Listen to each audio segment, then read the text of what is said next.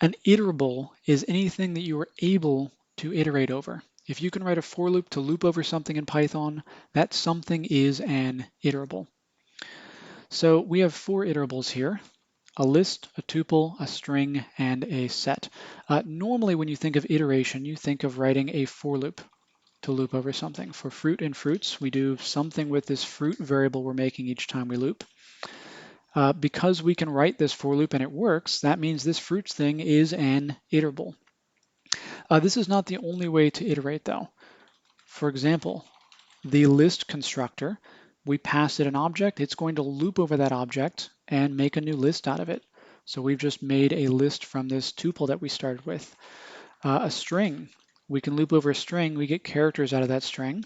In this case, we're using the list constructor to do that looping for us. And likewise with a set, we can make a list out of a set by either looping over it ourselves with a for loop or passing it to the list constructor. And these are not the only two ways to iterate. There's many ways to iterate in Python. The for loop is the basic way to iterate. It's the easy one we all think of. So examples of iterables: lists, tuples, sets, strings, dictionaries, generators, files. These are all the ones I can think of. There are lots of other iterables in Python, though. Anything that you can write a for loop to loop over, it is an iterable. It may not have a length. Maybe you can't index it. It might not even be finite. You can have infinitely long iterables in Python. But if you can write a for loop to loop over something, it is an iterable.